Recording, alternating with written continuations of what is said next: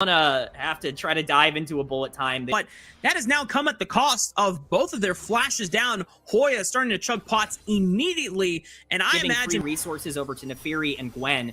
The moment that those two start getting out of control, it becomes a lot more difficult, and Hoya is now sitting at 4 CS and is basically permanently out of this game with 2. Throughout the R there, Seraphine's going to be able to combo off of it. Galio's going to be able to hit the knockup. There are plenty of ways for ThunderTalk to slowly chip back in this game. I think 6, you certainly don't want to give over 5 if you're going to contest, but we see the teleport coming in. It's Flandra. KL leads with the Pop Blossom, and 1xN is the target that has to pay the price for the rest of ThunderTalk, who are trying to now escape. This is going to be a nice pickup for ThunderTalk, and a shutdown ideally would have been nice in Saytab's pockets, but you know what? We'll see if H1 can make use of the extra bit. They turn right onto the Ninja, and Shanks gets popped, and now suddenly, just like this is where ThunderTalk can thrive. A 5-man unit all working cohesively together. Tarzan! But then you throw in the Hound's pursuit from Tarzan, and he's going to pull ThunderTalk apart. He's still got that dog in him, and 1xN has no ground to run from. Anyone's legend pick up an ace and only drop 2. Both of the composition, already 2 items have been completed on the likes of Shanks, who is already using the power of that 2. You know what? Tarzan definitely made me believe that he was going to go for it. He is 2 items, and Hoya is an engage from Saytab trying to lock down Flandra, who now has the assistance of H1. Almost dies to Flandra in the back, but he's able to snap back with the Soul Unbound, and H1 finishes the job.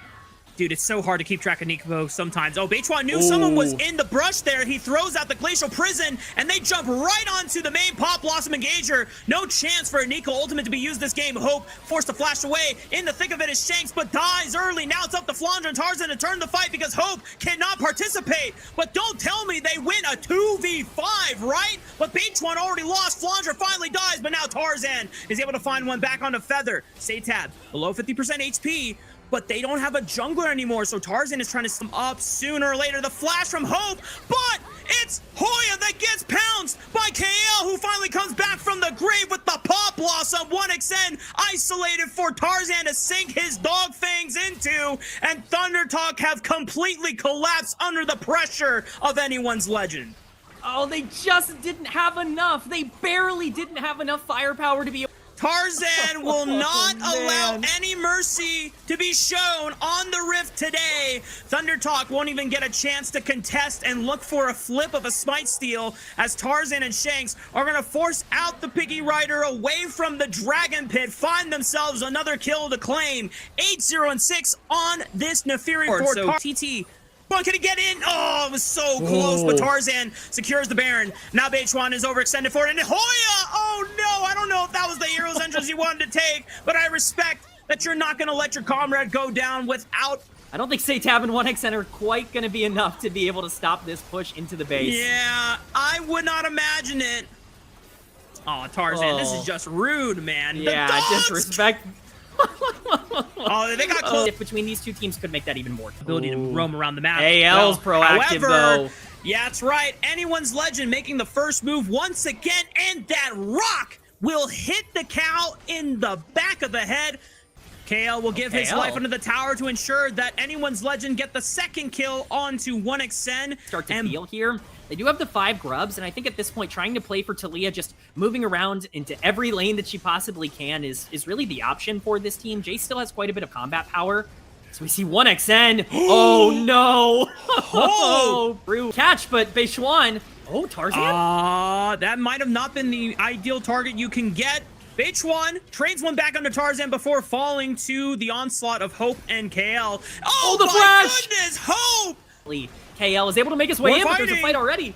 Tarzan rams H1 right back into the other side of that wall. Rift Herald is in the middle of this fight, which is very chaotic at the moment. Hoya trying to get some damage with that accelerated shock blast, flashing to the safety of Saytab, but now they are both pinned in the back. Self-safe, but on the re-engage, it's perfect, but we're already back to live. Unfortunately, Super K-Man rocks. The rule of LPL is you don't get the chance to talk about replays that often because we're still fighting just seconds after, as Feather drops to Hope once again. Actually, it was H1 that dropped. Hope had, or Feather had died some time ago, and everyone's just dropping on the side of ThunderTalk. Anyone's legend. Lane, what, 3 dragons to Anyone's Legend's name, Flandra, Flandra. starting up the fight with the Between Worlds. And Beichuan is caught between pretty much every single member of Anyone's Legend on the top side of the map. What they're doing at the beginning has now ballooned larger and larger, and they have found themselves in a sunk cost fallacy where this is the only way they can get back in. However, yeah, he's not even popping it if he did have it available because he knows that it would just be futile. Probably just wants to save it for the next big objective fight, but Super K-Man rocks. I am having trouble believing. Is acquired by Anyone's Legend, even if they're just able to set up around it and be first to the objective. I see no way for ThunderTalk to be able to initiate that in any clean way. Just hoping and praying, but once again, Beichuan. The fights are already predictable from the start. And when you have Shanks leading the fight with an Alistar ultimate, he can just get away with things like this. He's not taking any damage. KO runs them through with a giant Keeper's Verdict, sending them to the sky. And Hope with the arrow. That fight, but once again, back to live. I mean, TT are trying to fight for their right to stay within their side of the jungle. But unfortunately for them, that jungle does not belong to you anymore. The flash from Tatetab to avoid the impale.